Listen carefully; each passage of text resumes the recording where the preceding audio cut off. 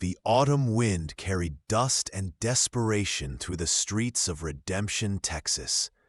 Margaret Hayes stood before the general store window, her black mourning dress hanging loose on a frame that had lost too much weight in the 3 months since they'd buried Henry. Her fingers trembled as she twisted the gold wedding band, the last thing of value she owned. Inside her reticule lay $2.30. The room at Mrs. Mason's. Callahan's boarding house cost $3 a week, due tomorrow. She hadn't eaten in 2 days. Before we continue with Margaret's story, I'd love to ask you to take a moment to subscribe to the channel and give this video a like. It truly means the world to us and motivates us to bring you more quality stories like this one. I'm curious, where are you listening from today? Margaret pushed open the door, the bell chiming her arrival. Mr. Thornton looked up from his ledger, his expression hardening when he saw her. "Mrs. Hayes, I told you last week, no more credit." "I'm not asking for credit." She placed the ring on the counter, the gold catching the afternoon light. "How much?" Thornton examined it briefly. $10. "It's worth 40. To someone with $40 to spare. 10. Take it or leave it." Margaret's vision blurred. $10 would buy her 2 weeks, maybe 3 if she starved herself. Then what? Henry's death had left her with nothing but debts. His gambling had seen to that. No family, no prospects, no way forward. The door opened behind her. She didn't turn, couldn't bear to see another face register her shame. "The lady's ring isn't for sale," a deep voice said, "and if it was, it'd be worth 50, not 10. Margaret spun around. The man filled the doorway, 6'4" of solid muscle, broad shoulders straining against a worn shirt, sun-darkened skin speaking of years under the Texas sky. His eyes were the color of creek water, clear and steady. A scar ran from his left temple to his jaw. "This doesn't concern you." "Garrett," Thornton said. "It does now."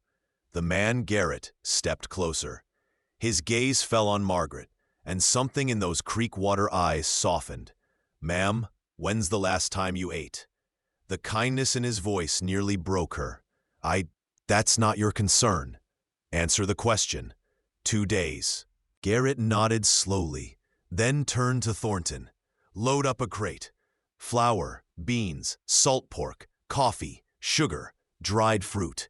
Everything a household needs. That'll be, I know what it costs, added to my account." He looked back at Margaret. "You need work, I need help. My housekeeper passed last month. Place is falling apart." Pride warred with hunger in Margaret's chest. "Can't accept charity." "It's not charity. It's a job. $20 a month, room and board included. You cook, clean, tend the vegetable garden. I run cattle. I'm gone most days.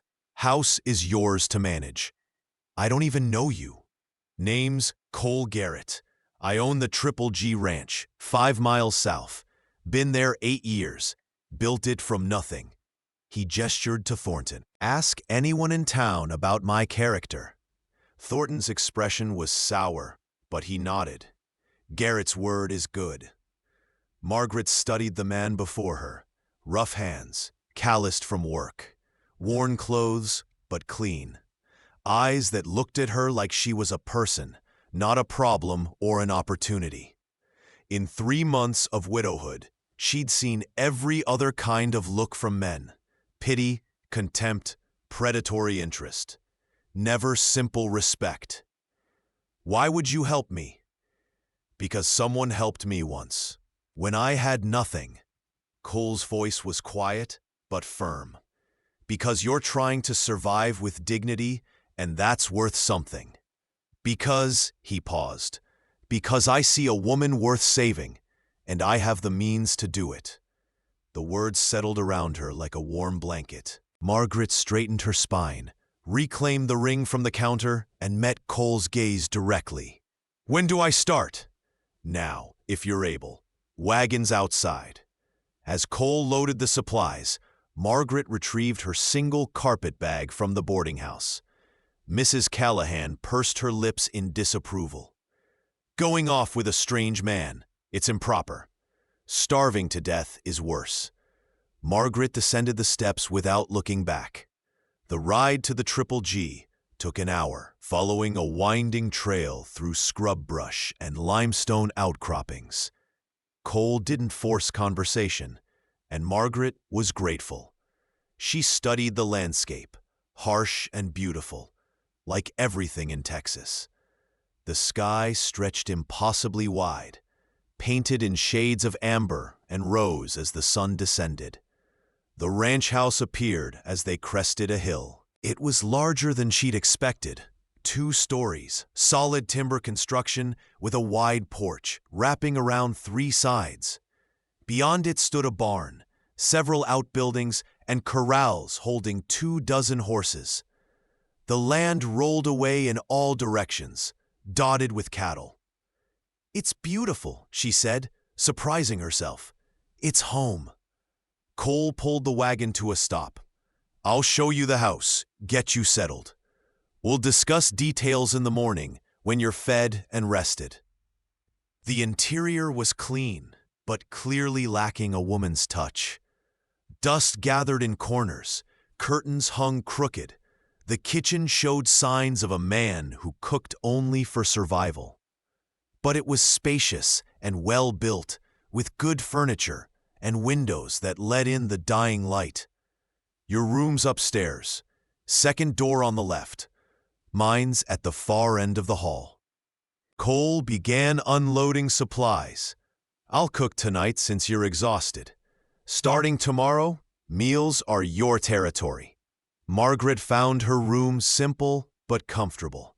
A large bed with a quilt, a dresser, a washstand, and a window overlooking the valley. She sank onto the bed, and for the first time in months, felt something like safety. Downstairs, she found Cole at the stove, frying salt pork and heating beans. "Sit," he said. "Not fancy, but it's hot." They ate in companionable silence. Margaret forced herself to eat slowly, despite her hunger. When Cole rose to clear the dishes, she stopped him. "That's my job now. You're tired. So are you. You spent all day working, then rescued a stranger, then drove an hour. I can wash dishes." A ghost of a smile touched his mouth. "Fair enough. I'll be in the barn checking on a mare that's due to foal. Make yourself at home." Alone, Margaret explored the kitchen, taking inventory. She found supplies well organized but depleted. Cole had clearly been managing on his own poorly. She could fix that. She could be useful here, earn her keep with dignity. She washed the dishes, pumped water to heat for morning, and found herself humming, something she hadn't done since Henry died. Upstairs. Exhaustion finally claimed her.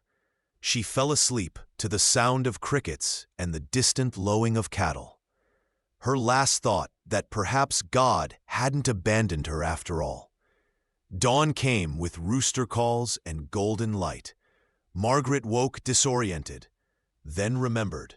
She was safe. She was fed. She had purpose.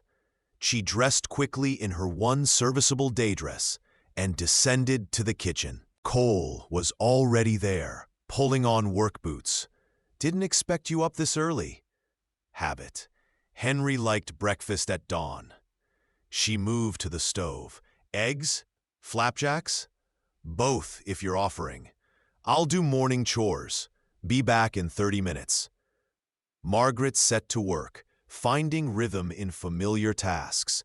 She mixed batter, fried eggs, made coffee strong and black. When Cole returned, she'd set the table with what she'd found. Mismatched plates that needed replacing, but serviceable. He stopped in the doorway, something unreadable crossing his face. "Smells like home." They ate together, and Margaret found herself relaxing. Cole had an easy way about him, No pretense, no games. When he spoke, he meant what he said. About the arrangement, he began. 20 a month, like I said. You keep the house, cook meals, tend the garden. I handle everything outside. Cattle, horses, repairs. Sunday's a day of rest for both of us. If you need anything from town, make a list and I'll fetch it, or you're welcome to come along. What about, people will talk. A widow living with an unmarried man? Let them talk. Your reputation is your business, not theirs. But if it troubles you, we can hire Mrs. Mendoza from town to chaperone on Sundays. The offer touched her. You've thought this through. I don't do anything halfway. His Creekwater eyes held hers. This is a business arrangement, Margaret. Nothing more expected, nothing less required. You're safe here. I give you my word. And somehow, she believed him. The first week passed in a blur of activity. Margaret threw herself into transforming the house, channeling months of grief into productivity. She scrubbed, organized, mended curtains, aired out rooms that had been closed. She cooked meals that made Cole pause and close his eyes in appreciation. She planted late-season vegetables and herbs, tended the chickens, learned the rhythm of ranch life. Cole kept his distance, but not coldly. They talked over meals, shared the work of maintaining the property, developed an easy partnership. He answered her questions about ranching, taught her to identify the different cattle brands, explained the business side of running livestock. Margaret learned that Cole had come west after the war, a Union soldier with nothing but his discharge pay, and a determination to build something clean from the blood and mud. He'd worked other men's ranches for 5 years, saving every penny, learning everything. The Triple G was his dream made real, a place where a man's word mattered more than his past. "You never married?" she asked one evening as they sat on the porch, watching the sunset. "Came close once. Sarah Brennan, back in '71. She died of fever 2 weeks before the wedding." His voice was matter-of-fact, but Margaret heard the old pain beneath it. "Figured that was God telling me I was meant to build this place alone. I'm sorry. Long time ago. What about you and Henry?" Margaret chose her words carefully. "We married young. He was charming, full of big plans. Those plans never materialized. He preferred cards and whiskey to work." She paused. "I don't miss him. Does that make me terrible?" "Makes you honest. Not all marriages are love stories." The understanding in his voice made her throat tight. She'd expected judgment, found only acceptance. It was in the second week that everything shifted. Margaret was in the garden, harvesting the last of the squash, when she heard hoofbeats approaching fast. She looked up to see 3 riders coming hard toward the house. Rough men, guns visible on their hips. Fear spiked through her. She hurried to the house, but they'd already dismounted, blocking her path. "Well now," the largest one said, grinning to show missing teeth. "Heard Garrett hired himself a pretty little housekeeper. Didn't believe it till now." "Mr. Garrett isn't here. State your business and leave." "Our business is with you, honey. See, Garrett owes us for some cattle that wandered onto his land. We figure we'll take payment in hospitality." He reached for her. Margaret's hand found the garden spade, and she swung it hard, catching him in the shoulder. He howled, and one of the others grabbed her arms, wrenching the tool away. "Feisty one. Boss, you want first go?" Terror flooded through Margaret, and she screamed, loud and long, praying Cole was within hearing distance. The man with the missing teeth backhanded her. She tasted blood. "Shut your mouth, or..." The crack of a rifle split the air. All three men froze. Cole stood 30 yards away, Winchester leveled, his face carved from stone. Let her go. Now. Garrett, we were just... I said now. Cole's voice was deadly quiet. You've got 3 seconds before I start shooting. 1. They released Margaret. She stumbled, caught herself. 2. The men scrambled for their horses. Cole didn't say 3. He waited until they'd ridden out of sight before lowering the rifle and running to Margaret. His hands were gentle as he examined her face, where a bruise was already forming. Are you hurt anywhere else? No, The delayed shock hit her, and she began shaking.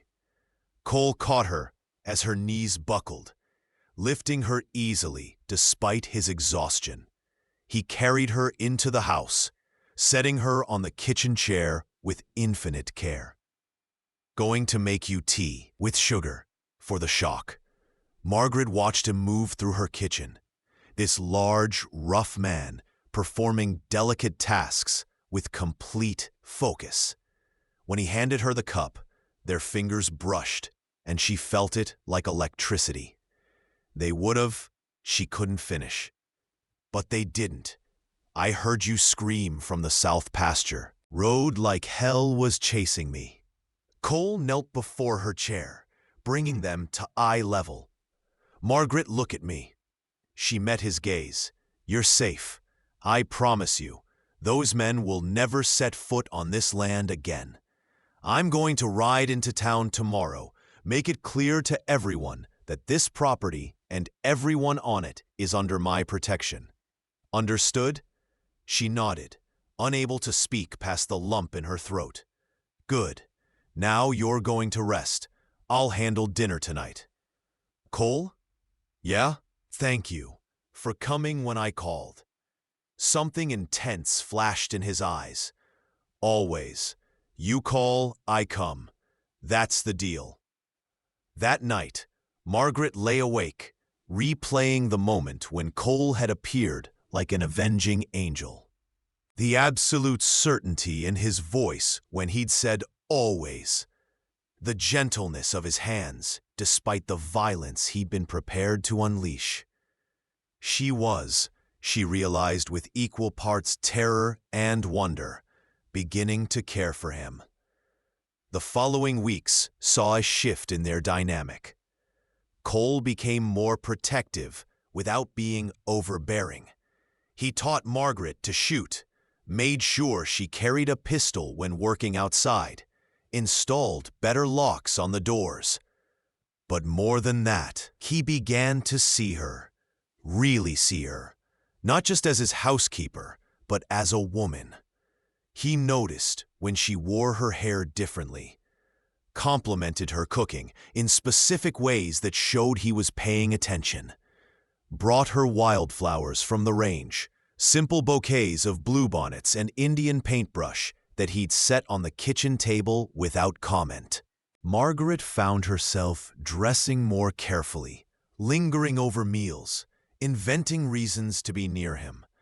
She watched him work with the horses, admiring the patience and strength in equal measure.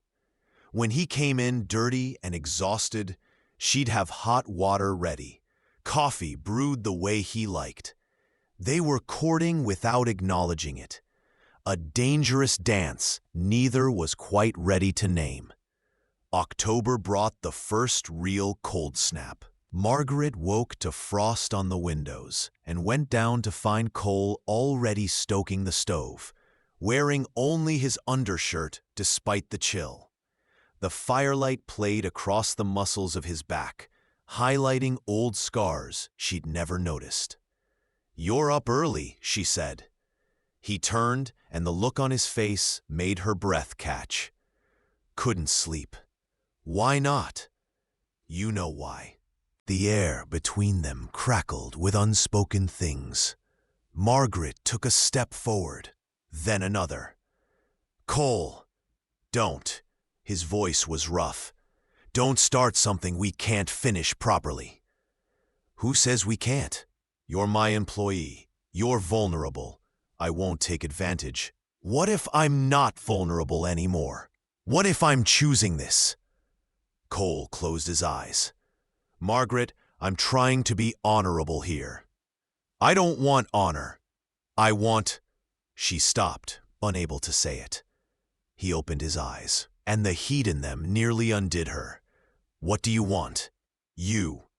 The word hung between them. Cole crossed the space in 2 strides, stopping inches from her. If I touch you now, I won't stop at a kiss. Margaret's heart hammered. Then don't stop. You need to be sure, because once I claim you, that's it. I don't do halfway, Margaret. I don't share. You'd be mine, and I'd be yours, and there'd be no going back. If you kiss me now, she whispered, trembling with want and fear and hope, you'll have to lay me down.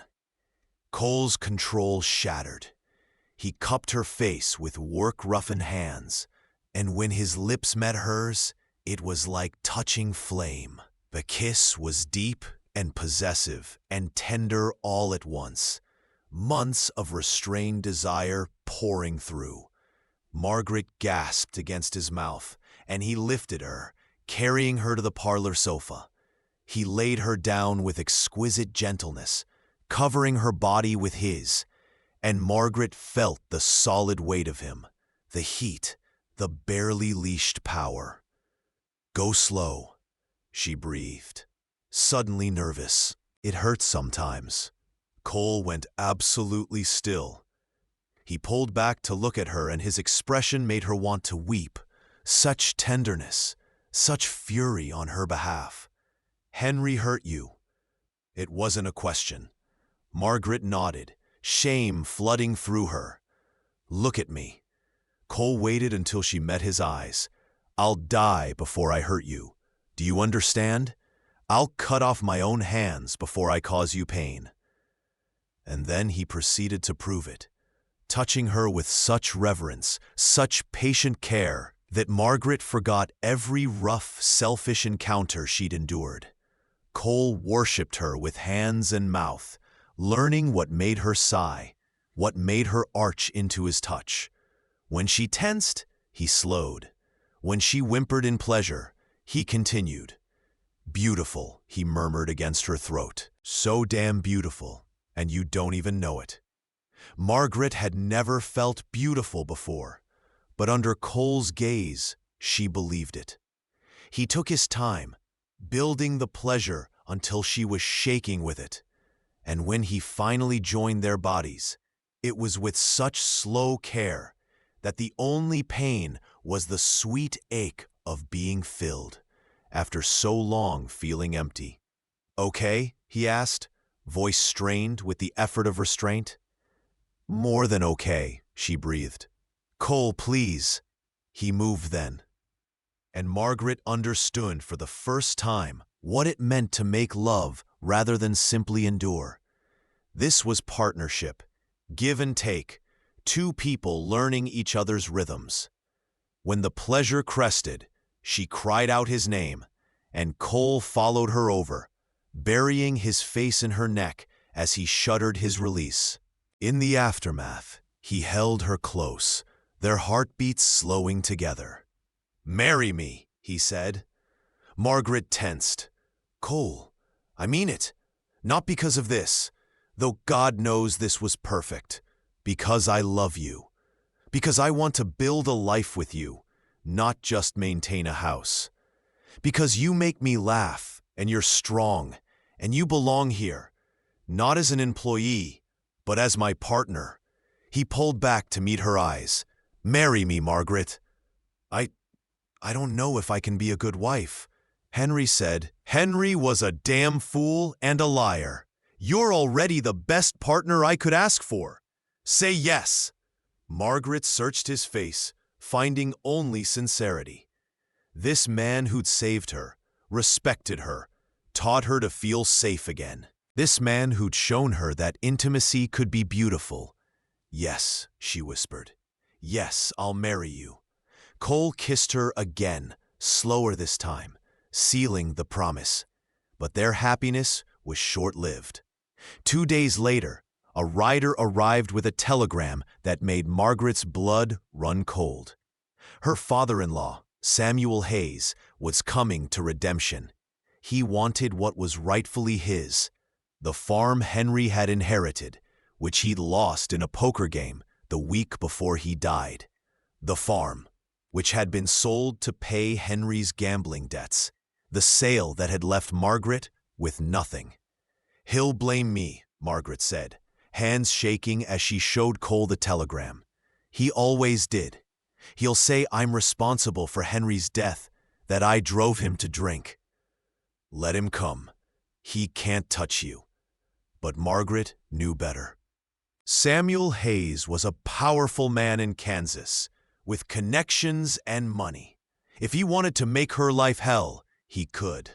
Cole saw the fear in her eyes and pulled her close. "Listen to me. You're not alone anymore. Whatever comes, we face it together." "Together," she echoed, wanting desperately to believe it. Samuel Hayes arrived on a cold November morning, flanked by 2 men who looked more like hired thugs than legitimate companions. He was tall and broad, like Henry had been. But where Henry had been weak, Samuel was cruel. You could see it in the set of his mouth, the coldness of his eyes.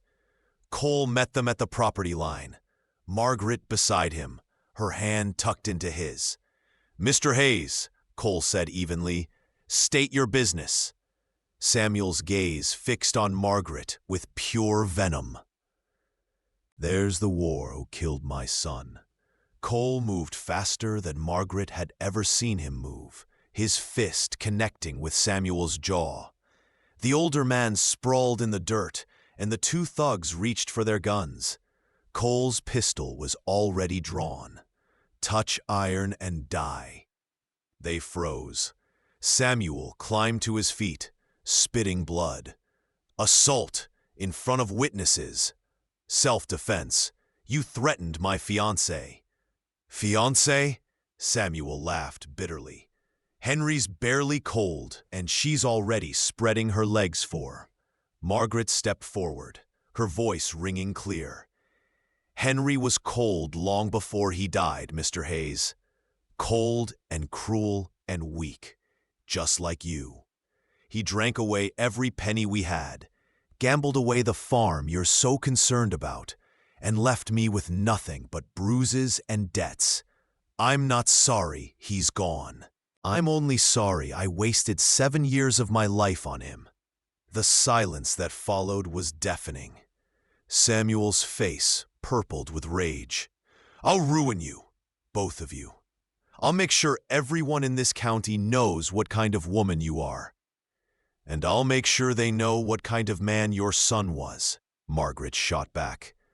"I have the doctor's records of my injuries. I have testimony from neighbors who heard him threaten to kill me. Try to ruin me, and I'll bury your family's name so deep it'll never recover." She was bluffing, mostly, but her voice didn't waver. Cole squeezed her hand in silent support. Samuel stared at her, perhaps seeing for the first time the steel beneath her surface. Finally, he spat in the dirt at her feet. "You deserve each other. Both trash." "Leave," Cole said quietly. "And if I ever see you on this property again, I'll shoot you for trespassing." They watched the 3 men ride away. When they were out of sight, Margaret's legs gave out. Cole caught her, holding her up. "You were magnificent." "I was terrified." "Brave and terrified aren't opposites." "You faced him down, Margaret. You won." She looked up at him, this man who'd stood beside her without hesitation, who'd been ready to fight for her, kill for her if necessary. "I love you," she said. "I should have said it before, but I was afraid. I'm not afraid anymore. I love you, Cole Garrett." His smile was like sunrise. "I love you too. Now let's go inside and plan a wedding." They married 3 weeks later in the small church in Redemption, with half the town in attendance. Margaret wore a simple cream dress she'd sewn herself, and Cole wore his best suit, his hair slicked back, his eyes never leaving her face. The Reverend asked if anyone objected, and Margaret held her breath, half expecting Samuel Hayes to appear. But there was only silence, and then Cole was sliding a ring onto her finger, a simple gold band he'd commissioned from the jeweler in San Antonio. "With this ring, I thee wed," he said, his voice steady and sure. When the Reverend pronounced them man and wife, Cole kissed her with such tenderness that several women in the congregation dabbed at their eyes. The reception was held at the ranch, with tables groaning under the weight of food their neighbors had brought. There was music and dancing and laughter, so much laughter that Margaret's face hurt from smiling. As the sun set, Cole pulled her away from the celebration, leading her to the ridge overlooking the valley. The land stretched before them, golden in the dying light, vast and beautiful, and theirs. "Happy?" he asked. Margaret leaned into his warmth, feeling the solid strength of him at her back. "More than I ever thought possible. You saved me, Cole." "No." He turned her to face him, his hands gentle on her shoulders. "You saved yourself. I just gave you a safe place to land." She kissed him then, pouring everything she felt into it, gratitude and love and fierce joy. When they pulled apart, both breathing hard, Cole rested his forehead against hers. "Ready to start our life together?" "I've been ready since the day you walked into that general store and saw me. Really saw me." "Then let's go home, Mrs. Garrett." They walked back hand in hand as the first stars appeared, toward the house filled with friends and the life they would build together. A life forged from pain and hardship into something strong and true and beautiful. Epilogue. 2 years later, Margaret stood on the same ridge, watching Cole work with a new foal in the corral below. At her feet, their daughter, Grace Sarah Garrett, played with wildflowers, her dark curls catching the sunlight. The Triple G had grown. Margaret had proven as sharp with the business side of ranching as she was with running the household. Together, they'd made the ranch into something truly prosperous. But more than that, they'd built a family. Grace was the first of what they hoped would be many children. The house rang with laughter now, with love, with all the things Margaret had once thought lost to her forever. Cole looked up and saw her watching. Even from a distance, she could see his smile, the one reserved just for her. He waved, and she waved back, her heart full to bursting. She'd come to Texas with nothing but desperation and a wedding ring she was ready to sell. She'd found instead a home, a partner, a purpose. She'd found herself. Grace tugged at her skirt. "Mama? Papa?" "Yes, sweet girl. Let's go see Papa." As they descended the ridge together, Margaret reflected on the strange mercy of fate, how the worst moment of her life had led to the best, how being broken had allowed her to be rebuilt into something stronger, and how a simple act of kindness from a stranger in a general store had changed everything. The spring of 1876 brought unexpected challenges to the Triple G. A drought gripped Texas, turning the usually verdant pastures brown and brittle. The creek that fed their land slowed to a trickle, and Cole spent long days riding the property, assessing water sources, moving cattle to where grass still grew. Margaret watched him return each evening, more exhausted than the last, his face lined with worry. Grace, now 3 years old, would run to greet him, and he'd lift her, despite his fatigue, pressing kisses to her dark curls. But Margaret saw the tension in his shoulders, heard the calculations he muttered over supper. "How bad is it?" she asked one night, after Grace was asleep. Cole set down his coffee, rubbing his eyes. "Bad. If we don't get rain in the next month, we'll lose half the herd, maybe more." "What can we do?" "There's a valley, about 15 miles north, Blackwater Canyon. It has a spring-fed pond that never runs dry." "But," he hesitated. "But what?" "The land belongs to James Whitmore. He's refused to let anyone use it, even though his own cattle don't graze there. Says he's saving it for development." Margaret knew of Whitmore, a wealthy landowner from back east who'd bought up property around Redemption, squeezing out smaller ranchers. He ran his holdings through hired managers and rarely visited. "Maybe he'd be willing to negotiate," she suggested. "We could offer to lease the grazing rights." Cole's laugh was bitter. "Whitmore doesn't negotiate. He acquires. He's been trying to buy the Triple G for 2 years. This drought is probably exactly what he's been waiting for, to watch us fail so he can swoop in and buy the land for pennies." "Then we don't give him the satisfaction." Margaret reached across the table, taking Cole's hand. "We find another way." "There is no other way, Margaret. Without water, the cattle die. Without cattle, we lose everything." She saw the defeat creeping into his eyes and felt her own resolve harden. They'd built this life together, survived too much to surrender now. "Let me talk to Whitmore." Cole shook his head. "He won't listen to a woman." "Then he's a fool, and fools can be manipulated. Margaret, trust me, please." Something in her voice made him pause. Finally, he nodded. "All right, but I'm coming with you." "No, if he sees you, he'll know we're desperate. Let me go alone. I'll take Mrs. Mendoza as chaperone if it makes you feel better." "It doesn't, but I'll agree to it anyway." Cole squeezed her hand. "Be careful.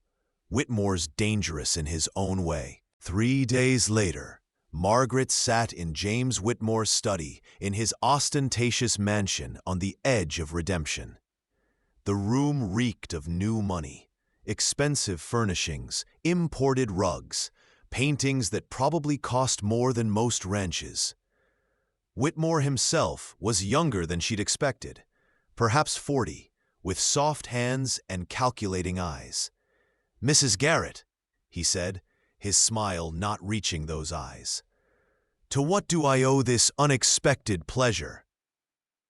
"I'll be direct, Mr. Whitmore. The drought is hurting everyone, including the Triple G. I understand you have water rights to Blackwater Canyon." "I do indeed. I'd like to lease grazing rights for the season. We can pay." "I'm sure you can." Whitmore leaned back in his chair. "But I'm not interested in leasing." "Then what are you interested in?" His smile widened. "Your husband's land. The Triple G sits on some of the best rangeland in the county. I want to buy it. It's not for sale. Everything's for sale at the right price. Tell me, Mrs. Garrett, how long can you hold out without water? A month? 2? By summer, your cattle will be dead or dying, and you'll be drowning in debt." He paused. "I'm prepared to offer a fair price now. More than fair, considering the circumstances." Margaret kept her face neutral despite the fury rising in her chest. "And if we refuse? Then I wait and buy the land from the bank when you default on your loans. For considerably less." He steepled his fingers. "You seem like an intelligent woman. Surely you see the inevitable outcome here." "I see a man who hoards resources while his neighbors suffer. I see a businessman making sound decisions. Sentiment doesn't build empires, Mrs. Garrett." Margaret stood, smoothing her skirts. "Then we have nothing further to discuss." "Are you certain?" Whitmore rose as well, moving closer. I could be persuaded to grant water access under alternative arrangements. The implication in his voice made Margaret's skin crawl. Such as, "You're a beautiful woman, Mrs. Garrett, and your husband is away on the range so very often. Perhaps we could come to a more personal understanding." For a moment, Margaret was speechless with rage. Then she smiled, cold and sharp. "Let me make something very clear, Mr. Whitmore. If you ever suggest such a thing again, I'll make sure everyone in this county knows exactly what kind of man you are. I'll tell your business partners, your social circle, the church congregation. I'll destroy your reputation so thoroughly, you'll have to leave Texas entirely." Whitmore's face flushed. "You wouldn't dare." "Try me." Margaret moved toward the door, then paused. "And Mr. Whitmore, we'll find a way to survive this drought without your help. And when we do, you'll still be the man who valued money over human decency. That's a far worse fate than anything the drought could bring." She left him standing there, rage contorting his features. Mrs. Mendoza, who'd been waiting in the parlor, took one look at Margaret's face and asked no questions. They rode back to the Triple G in silence, Margaret's mind racing. Cole was waiting on the porch when they arrived. One look at her expression and he knew it had gone badly. After Mrs. Mendoza departed, Margaret told him everything, including Whitmore's disgusting proposition. Cole's hands clenched into fists, his jaw tight with fury. "I'll kill him." "No, you won't. That's exactly what he'd want. You arrested. The ranch vulnerable." Margaret took his face in her hands. "We're going to beat him another way." "How?" "I don't know yet, but we will." She kissed him softly. "Together, remember?" "Together," he echoed, pulling her close. That night, Margaret lay awake, listening to Cole's steady breathing beside her. Grace slept in the next room, innocent of the threat hanging over their home. Margaret had meant what she'd said. They would find a way. Failure wasn't an option. An idea began forming in her mind. Dangerous, perhaps, but possible. By dawn, she knew what she had to do. The next morning, after Cole left to check the herds, Margaret saddled her horse and rode into town. She headed directly to the office of Thomas Chen, an attorney who'd recently opened a practice in redemption. Chen was Chinese-American, educated at Harvard, and, crucially, had no loyalty to the established power structure that Whitmore represented. "Mrs. Garrett," Chen greeted her, gesturing to a chair. "How can I help you?" Margaret explained the situation with Whitmore, leaving nothing out. Chen listened intently, his expression thoughtful. "Interesting," he said when she finished. "Whitmore's blocking access to water he's not using could potentially violate riparian rights doctrine. If we could prove the water source is naturally occurring and historically accessed by neighboring properties." "It is. Cole's father used that canyon when he first settled the area, before Whitmore bought it." "Do you have documentation?" "Possibly. There might be old survey maps, property records." Chen nodded slowly. "It's a long shot, Mrs. Garrett. Whitmore has expensive lawyers, and courts tend to favor property rights over access rights." "But there's a chance?" "There's always a chance. But litigation takes time. Months, maybe years. Can you wait that long?" "No." Margaret leaned forward. "But maybe Whitmore doesn't know that. Maybe if he thinks we're prepared for a long legal battle, he'll negotiate rather than risk losing in court." A smile tugged at Chen's mouth. "You want to bluff? I want to fight. With whatever weapons we have." "All right. I'll draft a letter outlining our legal position and demanding access to the water source. I'll make it sound very confident. Cite lots of precedent. It won't be cheap. We'll pay whatever it takes. Chen studied her for a long moment. You love that ranch. I love my family. The ranch is where we're building our life. I won't let a greedy man destroy that. Then let's get to work. 3 days later, James Whitmore received a lengthy legal document outlining the Garrett's claim to water access rights. Chen had done his job well. The letter was dense with legal terminology, citations, and implied threats of prolonged litigation. Margaret waited, tension coiling tighter with each passing day. The cattle were suffering visibly now, ribs showing, movements sluggish. Cole drove himself to exhaustion trying to keep them alive on the diminishing water sources. On the 5th day, a messenger arrived at the Triple G with a response from Whitmore. Margaret's hands shook as she opened it. The letter was brief. Meet me at Blackwater Canyon tomorrow at noon. Come alone. Absolutely not, Cole said when she showed him.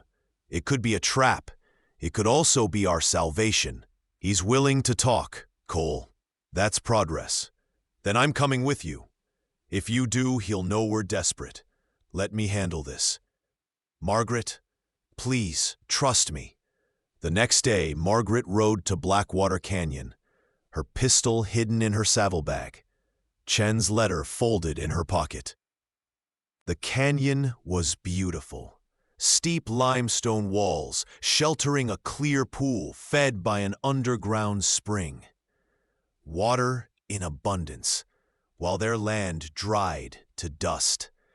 Whitmore was already there, sitting on a flat rock, looking almost contemplative.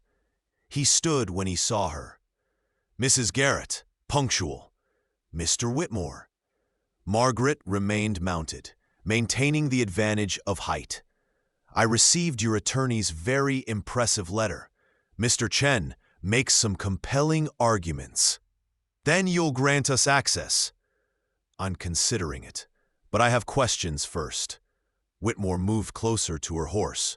This legal battle you're threatening, do you really think you can afford it? Litigation is expensive. Your ranch is already struggling. Margaret met his gaze steadily. We have resources you don't know about, and we're prepared to fight as long as necessary. It was a lie, but she delivered it with complete conviction. Whitmore studied her face, trying to detect deception. You're bluffing. Am I? Test me and find out. A long silence stretched between them. Finally, Whitmore sighed. You're a formidable woman, Mrs. Garrett. More formidable than your husband realizes, I suspect. Cole knows exactly who I am. That's why our marriage works. An easement would cost them nothing of value. How wide? 20 feet. 10. And you maintain the road yourself. No cost to us. 15 feet, and agreed on maintenance.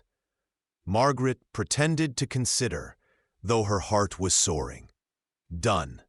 We'll have Mr. Chen draw up the papers. Whitmore actually smiled, genuine this time.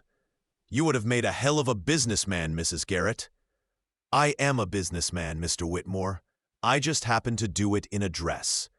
As she rode back to the Triple G, Margaret felt lighter than she had in weeks. They'd done it. They'd found a way. Cole was waiting at the ranch, pacing the yard. When he saw her face, relief flooded his features. Well, we have water, she explained the deal, and Cole pulled her from the horse, spinning her around. You did it. God, Margaret, you actually did it. We did it. Together. She kissed him, tasting salt and dust and relief. That evening over supper, Cole raised his glass. To my brilliant, fierce, unstoppable wife, the true brains of this operation. Margaret laughed. I thought we were partners. We are, but you're the senior partner. He grew serious. I mean it, Margaret. I couldn't do this without you. The ranch, the life we've built, it's only possible because you're beside me. Tears pricked her eyes. I love you, Cole Garrett. I love you too. Now let's go tell our daughter that we're going to be all right. Grace was still awake, playing with her wooden animals in the parlor. When they told her the cattle would have water, she clapped her hands. Papa's cows happy now? Yes, sweetheart. Papa's cows will be happy. As Margaret tucked Grace into bed that night, her daughter asked, Mama, why Papa worried? Sometimes grown-ups have big problems to solve, but we solved this one. You and Papa together?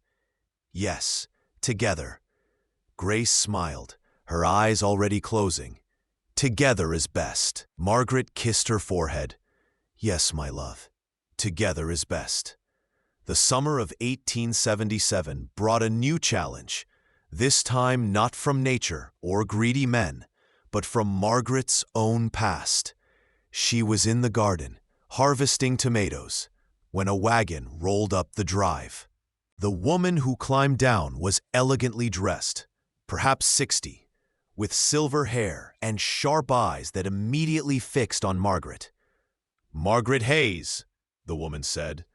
Or should I say, Margaret Garrett now? Margaret's blood ran cold. She knew that voice. Mother.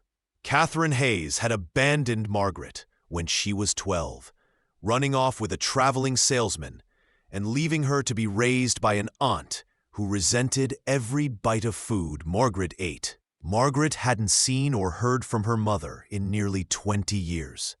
Surprised to see me? Catherine smiled, but it didn't reach her eyes. Shocked would be more accurate. What do you want?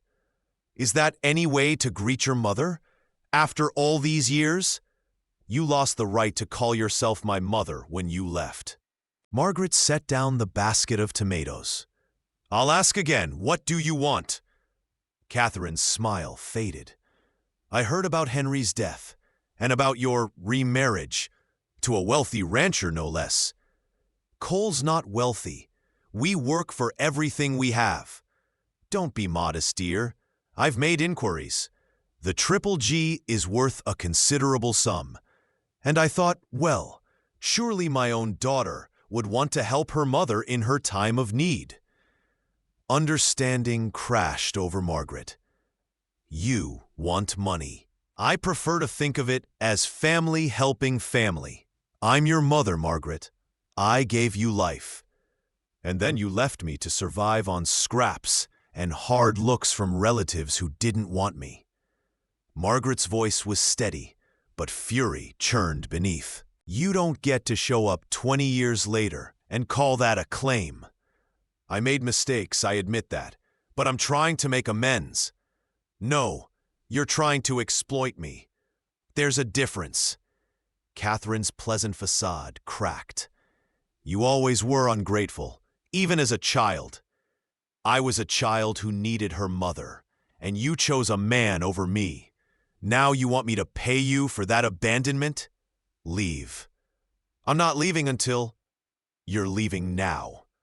Cole's voice came from behind Catherine. He'd emerged from the barn, Grace on his hip, his expression thunderous. My wife asked you to go. I'm telling you. Catherine turned, assessing Cole with a calculating eye. So you're the current husband. Quite an upgrade from poor Henry. Whoa. Mention my wife's first marriage again, and you'll regret it, Cole said quietly. Grace, go inside to your room. But Papa. Now, sweetheart. Something in his tone made Grace obey without protest. When she was inside, Cole turned his full attention to Catherine. Let me make this very clear. You have no claim on Margaret, no right to her time or her money or her guilt. If I ever see you on this property again, I'll have you arrested for trespassing. You can't arrest someone for visiting their own daughter. I can arrest someone for attempting extortion, which is what this is. Cole moved to stand beside Margaret, his hand finding hers. Margaret is my wife, Grace's mother, and co-owner of this ranch. She owes you nothing. We owe you nothing. Leave." Catherine looked between them, perhaps seeing for the first time that she'd badly miscalculated. Her expression turned ugly. "Fine, but don't come crying to me when you need family." "I have family," Margaret said. "A real family. One built on love, not obligation. You were never that." After Catherine left, Margaret stood silent, trembling with suppressed emotion. Cole pulled her close, and she finally let the tears come. Not for the mother she'd lost, but for the little girl who'd been abandoned. "I'm sorry," she said against his chest. "I never told you about her because I was ashamed." Don't apologize for her choices." Cole tilted her face up. "You hear me? You're not responsible for what she did. You were a child." "I know, but—" "No buts. You're the strongest woman I know, and you got that way despite her, not because of her. She lost the chance to know the incredible person you became. That's her tragedy, not yours." Margaret clung to him, drawing strength from his certainty. "What did I do to deserve you? You survived. You fought. You refused to let the world break you." He kissed her forehead. "And you married a man smart enough to recognize a treasure when he found one." That night, after Grace was asleep, Margaret and Cole sat on the porch, watching stars emerge in the darkening sky. "Do you ever think about your mother?" Margaret asked. "You never talk about her." Cole was quiet for a long moment. "She died when I was 8. Fever took her. I barely remember her face anymore. Just feelings, warmth, safety, the smell of bread baking." He paused. "My father raised me alone after that. He was a good man, but hard. The war made him harder. When he died, I inherited his anger along with his strength." "You're not angry." "I was, for years. Angry at God, at the South, at everything that had taken so much from me." He looked at her. "You changed that. You and Grace. You gave me something to build toward, instead of just rage against." Margaret leaned into him. "We saved each other then." "Yeah, we did." The following weeks brought an unexpected consequence of Catherine's visit. People in town started asking questions about Margaret's past, about her mother, about why she'd been abandoned. The gossip was vicious, as gossip always is, painting Margaret as someone shameful, someone marked by her mother's sins. It came to a head at church one Sunday. Margaret arrived with Cole and Grace, as always, but felt the stares more acutely than usual. After the service, Eleanor Thompson, a woman who'd always been coolly polite, blocked Margaret's path to the door. "Mrs. Garrett," Eleanor said, loud enough for others to hear, "I heard your mother visited recently. How unfortunate that she was, well, forced to leave so abruptly." Margaret felt Cole tense beside her. "My mother wasn't forced to leave. She was asked to leave because she came seeking money, not reconciliation. Still, it must be difficult, having such a colorful family history. One wonders what other secrets you might be hiding." The congregation had gone quiet, everyone watching.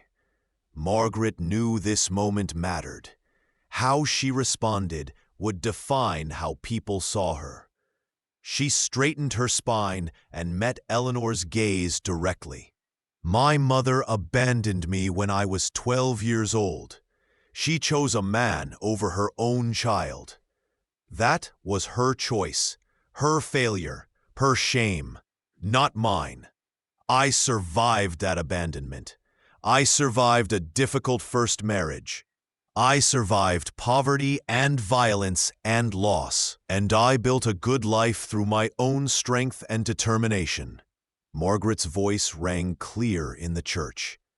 If you want to judge me for things I couldn't control, go ahead. But know that every judgment you make says more about your character than mine.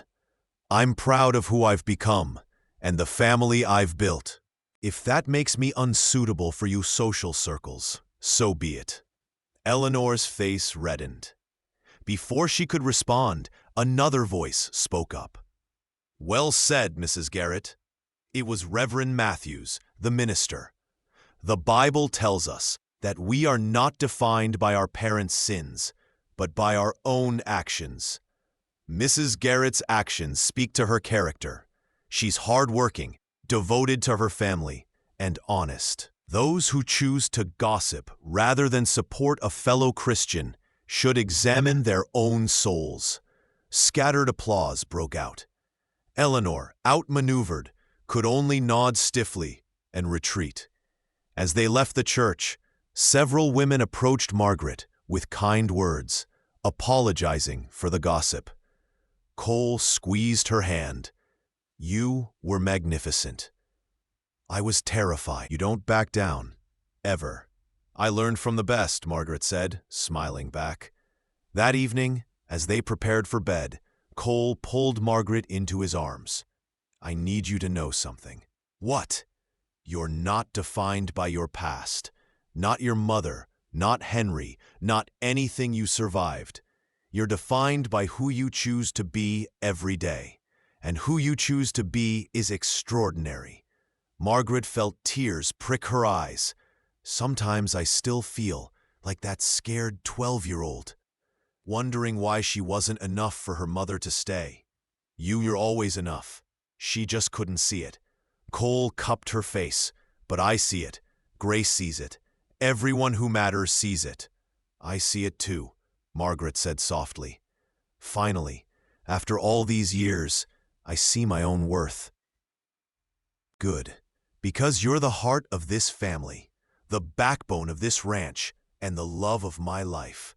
Don't ever forget that." She kissed him then, pouring everything she felt into it, gratitude and love, and the fierce joy of being truly seen, truly known, truly valued. The spring of 1878 brought unexpected prosperity. The rains returned, the grass grew thick and green, and the cattle thrived. Cole's careful management and Margaret's business acumen had paid off. The Triple G was not just surviving, but flourishing. They were able to hire 2 ranch hands, expand the herd, and even begin saving for Grace's future education. Life had settled into a comfortable rhythm of hard work and quiet happiness. But Margaret felt something stirring within her, a restlessness she couldn't quite name. She loved the ranch, loved her life with Cole and Grace, but there was a hunger for something more. It crystallized one afternoon when she was in town, delivering eggs to the general store.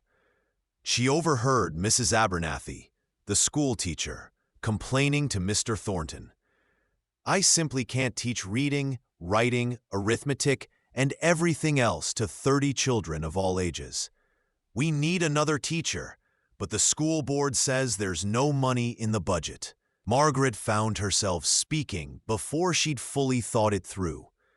"I could teach." Mrs. Abernathy turned, surprised. "Mrs. Garrett? I read well. I'm good with numbers, and I have patience. If the school needs help, I could come a few days a week." "But you're a rancher's wife.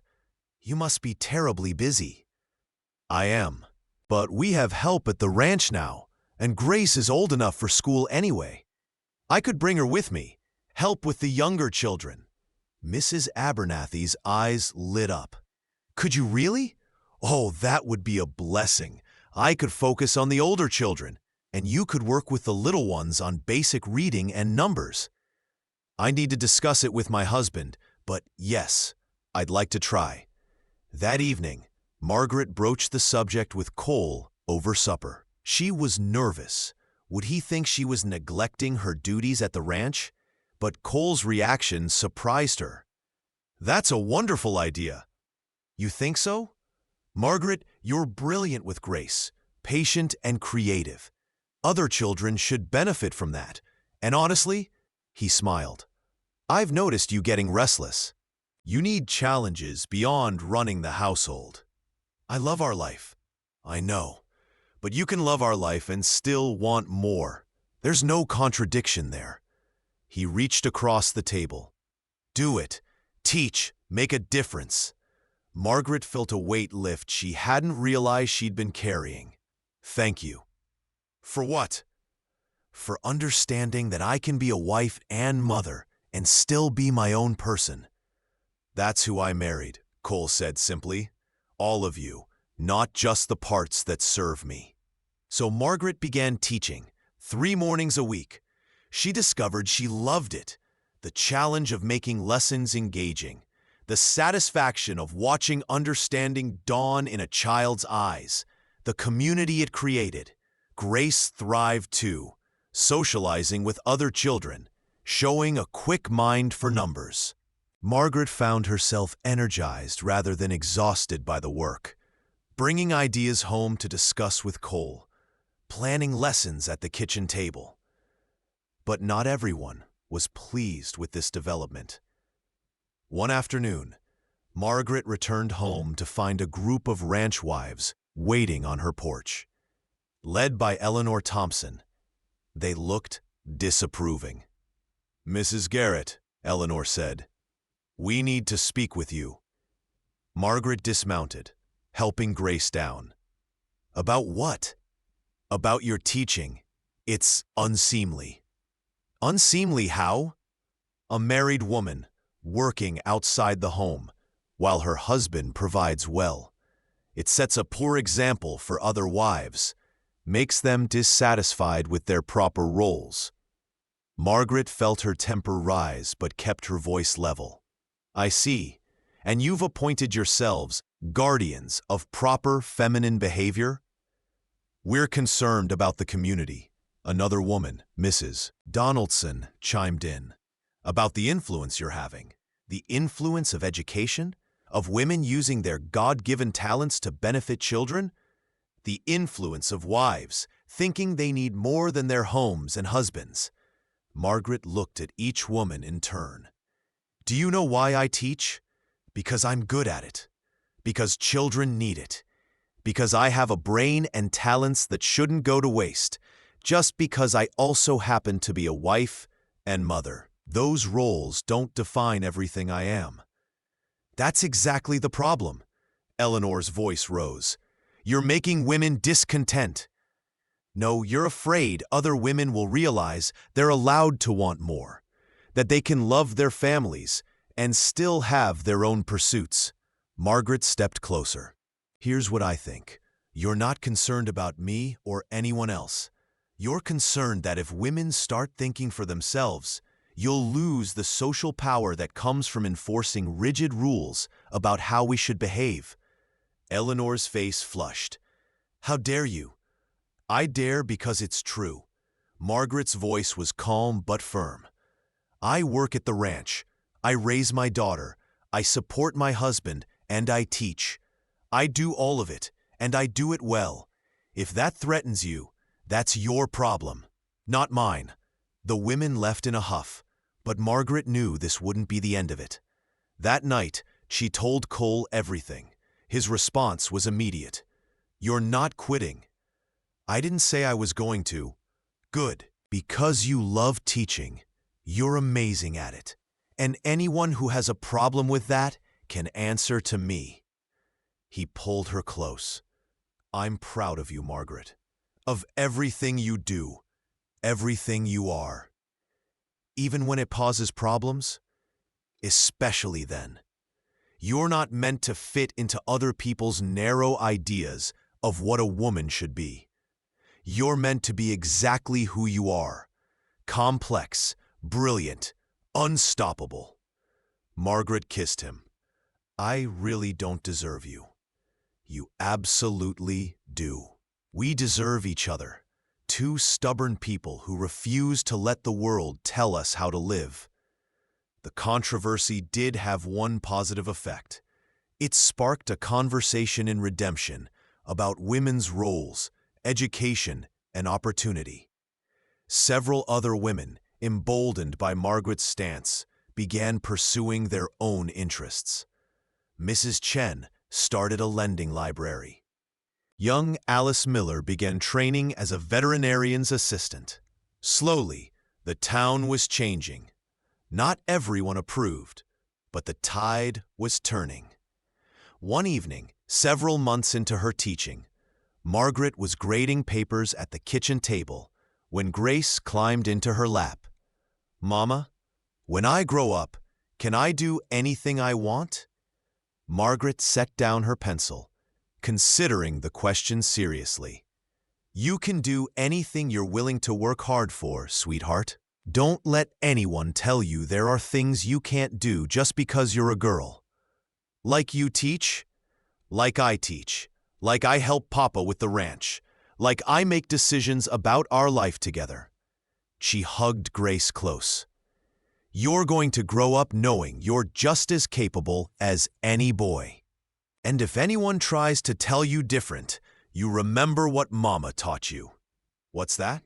"That being a woman doesn't mean being less. It means being strong in your own way." Grace thought about this, then smiled. "I'm gonna be like—" "Where did you learn that? It's not exactly common wisdom for men of your generation." "I learned it from watching my parents. My mother was my father's true partner, in work, in decisions, in everything. When she died, he was lost because he'd relied on her strength, her wisdom. He taught me that a man who doesn't value his wife's mind is a fool. Your father was a wise man." "He had his moments." Cole smiled. "He'd have loved you. Would have said I married way above my station." "We married exactly right," Margaret corrected. "Two people who see each other clearly and love each other anyway." "I don't love you anyway," Cole said, his voice suddenly serious. "I love you because of who you are, every brilliant, stubborn, fierce part of you." Margaret kissed him then, deep and slow, and when they made love that night, it was with the comfortable passion of two people who knew each other completely and still chose each other every day. The summer of 1879 brought a visitor who would change everything, though not in ways anyone expected. Margaret was teaching her morning class when a stranger appeared in the schoolhouse doorway. He was perhaps 30, dressed in expensive Eastern clothes, carrying a leather satchel that marked him as a professional man. "Forgive the interruption," he said. "I'm looking for Mrs. Margaret Garrett." Margaret set down her chalk. "I'm Mrs. Garrett. My name is William Bradford. I'm an attorney from Boston. Might I have a word in private?" Her mind immediately went to Catherine. Had her mother caused new trouble? "Children, work on your arithmetic problems. I'll return shortly." Outside, Bradford got straight to the point. "Mrs. Garrett, I represent the estate of Jonathan Hayes, recently deceased. He was your late husband's grandfather." Margaret's stomach tightened. She'd never met Jonathan Hayes, though Henry had mentioned him occasionally.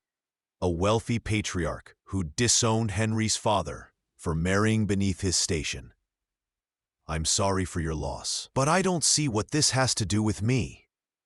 Mr. Hayes's will contained an unusual provision. He left a substantial sum, $50,000, to the woman who had the misfortune to marry my worthless grandson Henry. "That appears to be you." Margaret stared at him. $50,000. It was an unfathomable sum. Why would he leave me anything? According to his personal letters, he felt guilty about disowning Henry's father. He knew Henry turned out poorly and suspected you'd suffered for it. This was his way of making amends. Bradford pulled papers from his satchel. "The inheritance is yours, no strings attached.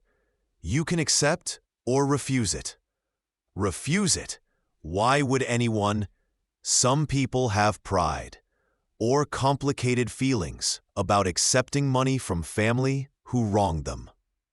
He held out the papers. I'll be staying at the hotel in town for the next few days. Whenever you're ready. Bradford tipped his hat and left.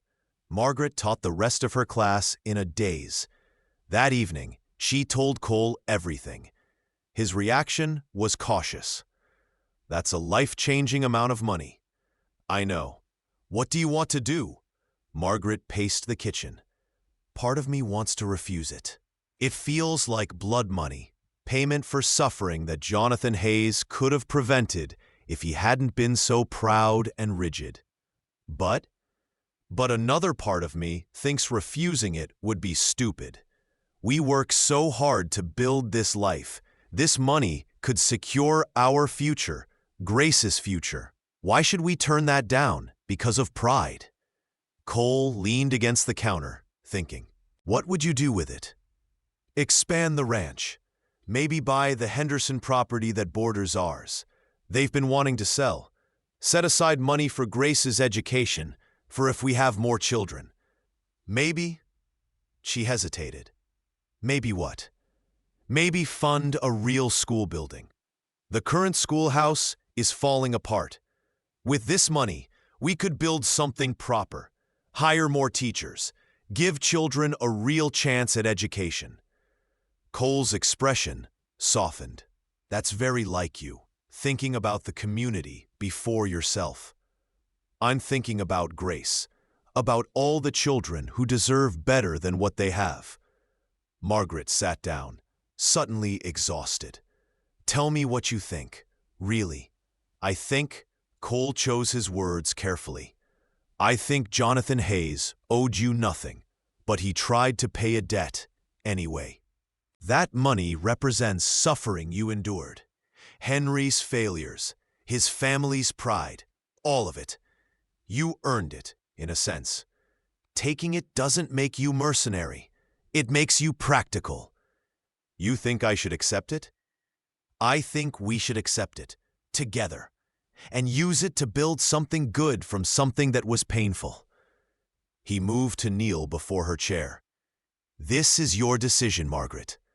I'll support whatever you choose.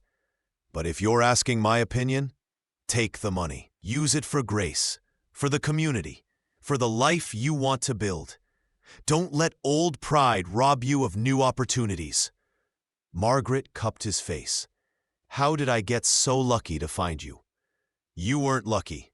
You were strong enough to survive until we found each other. He kissed her palm. Now what's it going to be? We take the money, and we build something wonderful. The next day, Margaret signed the papers. Bradford seemed pleased. You've made a wise choice, Mrs. Garrett. Mr. Hayes would be glad to know his fortune went to someone who'll use it well. Did you know him, Jonathan Hayes? I did, for many years. He was a hard man, but not without regrets.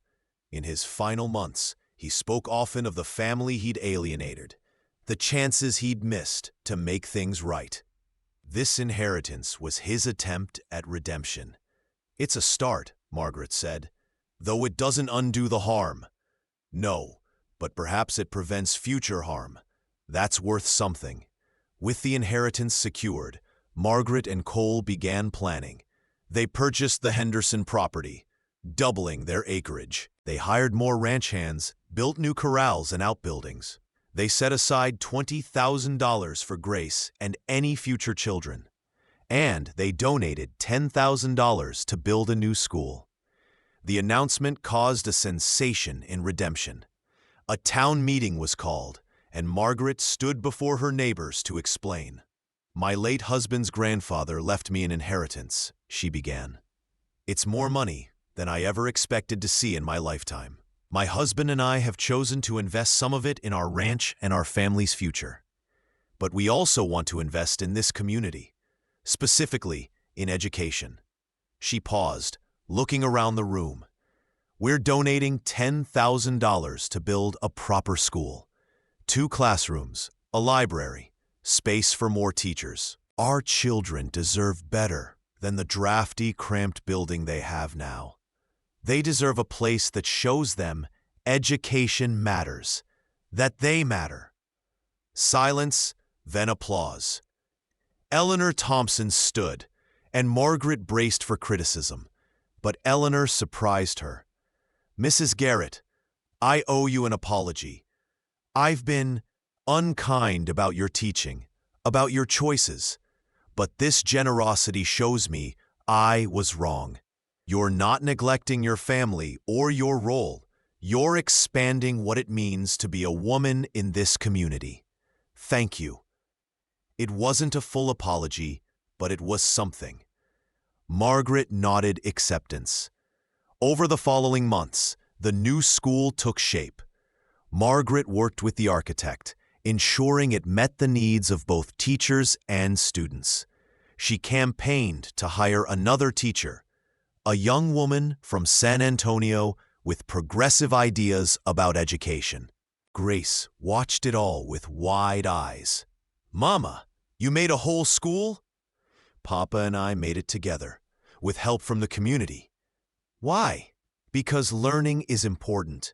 Because you and every other child in this town deserves the best chance at a good future. When I grow up, I want to build things too." Margaret hugged her daughter close.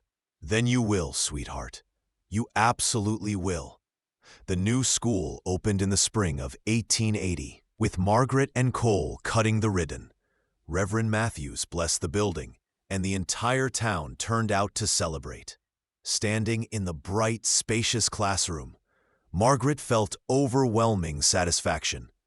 They'd taken money born from pain and transformed it into hope.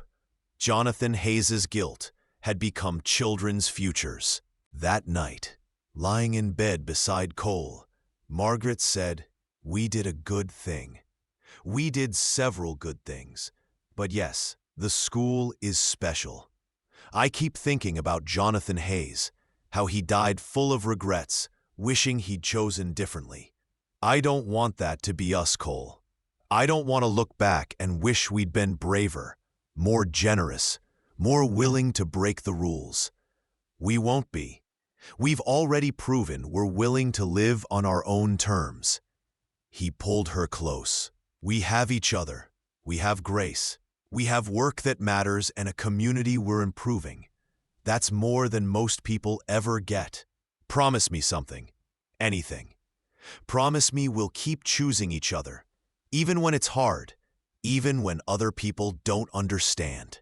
Promise me we'll keep building this life together, whatever comes. I promise. You and me, Margaret. Always." He kissed her softly. "Together," she echoed, and felt the words settle in her bones like a benediction.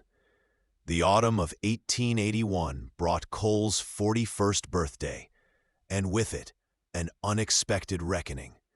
Margaret woke to find his side of the bed empty. She found him on the porch in the pre-dawn darkness, coffee growing cold in his hands. "Can't sleep?"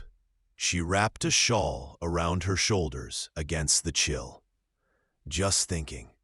"About?" Cole was quiet for a long moment.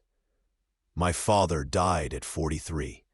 Heart gave out while he was working the fields. I keep thinking, I'm running out of time." Margaret's chest tightened. "You're healthy, strong. You have years." "Maybe. Maybe not. Life's uncertain, Margaret. We've learned that." He finally looked at her.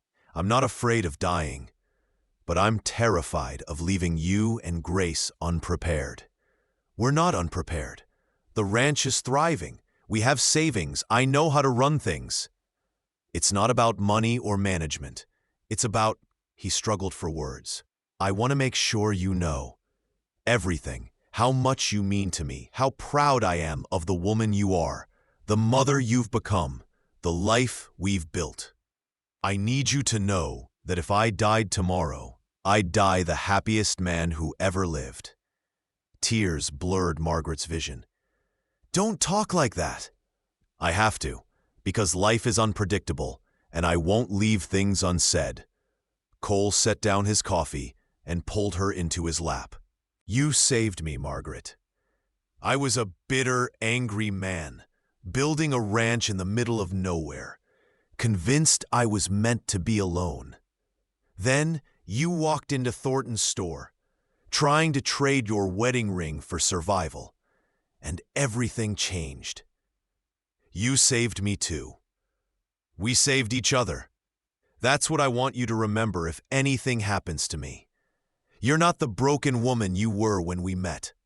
You're strong, capable, loved. You'll be okay." Margaret pressed her face into his neck.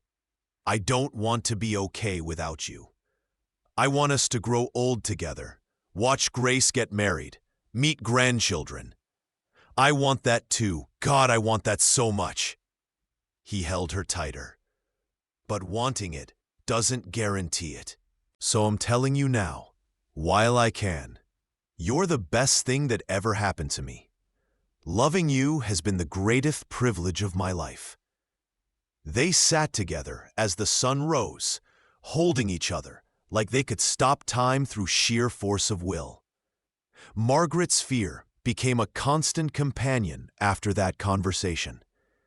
She watched Cole more closely, noting every moment of fatigue, every wince of pain. When he waved off her concerns, insisting he was fine, she didn't believe him. Her worry crystallized into action. She began documenting everything about the ranch, every account, every contract, every detail of management. She worked alongside Cole more, learning aspects of ranching she'd previously left to him. She wanted to be ready for anything. Cole noticed, "You're preparing for me to die. I'm preparing to be a good partner. Margaret, let me do this, please. I need to know I can handle things if—" She couldn't finish the sentence. He studied her face, then nodded. "All right, but you should know, I plan to live a long time. Long enough to embarrass Grace at her wedding and spoil our grandchildren rotten. You'd better." As fall deepened into winter, Margaret's fear eased slightly. Cole remained healthy, vital, showing no signs of his father's fate. Life continued its normal rhythm: work, family, community involvement. Grace, now 7, was thriving in the new school. She'd inherited her mother's quick mind and her father's determination. She asked endless questions, challenged assumptions, and showed a particular aptitude for mathematics that delighted both parents. One December evening, Grace asked, "Papa, what was Mama like when you met her?" Cole glanced at Margaret, who nodded permission. "Your Mama was the bravest person I'd ever seen." "But Mama says she was scared." She was. But being brave doesn't mean not being scared. It means being scared and doing what needs to be done anyway. Cole lifted Grace onto his lap. "Your Mama had lost everything: her husband, her home, her security. She could have given up. But instead, she walked into that store and tried to find a solution. That's courage. And you helped her? I offered her a job, but she did the real work, building a new life, learning new skills, becoming the incredible woman she is today." Grace considered this. "I want to be brave like Mama." "You already are, sweetheart. You're brave every time you try something new, every time you stand up for what's right, every time you're kind when it's easier to be mean." Margaret listened to her husband teaching their daughter about courage and felt her heart swell. This man, this life, this family, it was more than she'd ever dared to dream during those desperate days in town. That night, after Grace was asleep, Margaret found Cole in his study, reviewing ranch accounts. She moved behind his chair, wrapping her arms around him. "Thank you," she said. "For what?" "For today, for every day, for seeing me when I was invisible, for believing in me when I didn't believe in myself, for loving me into becoming someone I'm proud to be. Cole turned in his chair, pulling her onto his lap. You did that yourself. I just had the good sense to recognize quality when I saw it. We did it together. Everything good in my life, we built together. And we'll keep building, for years and years.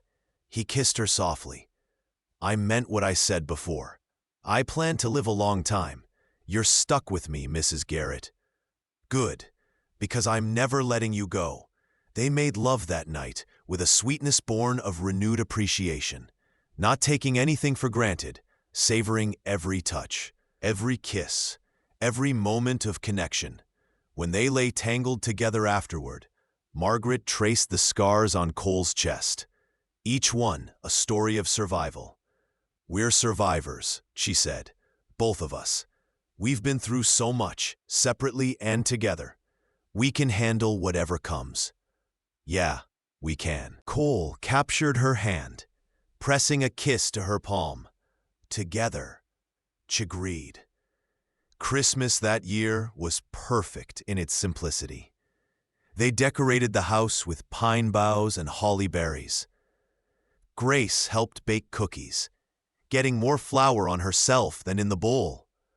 They attended the Christmas service at church, Grace's clear voice rising in carols. On Christmas morning, Grace squealed with delight over the dollhouse Cole had built, a perfect miniature of the ranch house, complete with tiny furniture Margaret had sewn. They ate a feast Margaret had prepared, the three of them laughing around the table. Later, when Grace was playing with her new toys, Cole handed Margaret a small box. Inside was a locket, gold, delicate, engraved with their initials and Grace's. For carrying us with you, Cole said. Always. Margaret's eyes filled with tears. It's beautiful. Not as beautiful as you. Not as beautiful as this life we've made. He fastened it around her neck. Merry Christmas, my love. Merry Christmas. As the year drew to a close, Margaret reflected on how far they'd come. From desperate strangers to devoted partners. From survival to prosperity. From brokenness to wholeness. She stood on the ridge overlooking their land, now twice the size it had been when they met. Dotted with healthy cattle, improved with new buildings and fences. In the distance, the new school stood proud, a testament to their belief in community and future. Cole joined her, Grace on his shoulders. They stood together as the sun set, painting the winter sky in shades that I'm grateful for all of it, even the hard parts that led me here. She looked up at him. If I could go back and change things, I wouldn't. Because every struggle brought me to you, to this, to us. I feel the same way. Every mistake, every loss, every hard year, it was all worth it to end up here. Grace piped up from her perch. Where's here? Here is home, Margaret said. Here is family. Here is love. Here is together, Cole added. Grace smiled, satisfied with the answer. I like together. So do we, sweet girl, Margaret said. So do we. As they walked back to the house, Margaret felt contentment settle over her like a warm blanket. Whatever challenges the future brought, they'd face them as they'd faced everything else. Together, with courage, with love, with the unshakable knowledge that they were stronger united than they'd ever been alone. The Triple G Ranch stretched before them, solid and real, a testament to what two broken people could build when they chose to heal together. And in the lamplight windows of the house ahead, Margaret saw their future, bright, hopeful, and entirely their own. Thank you so much for listening to this story. I'd love to know where you're enjoying this tale from. Are you listening at home, during your commute, or perhaps while working? Please subscribe to the From Wild West channel And share your thoughts in the comments below. What did you think of Margaret and Cole's journey? Your feedback means the world to us.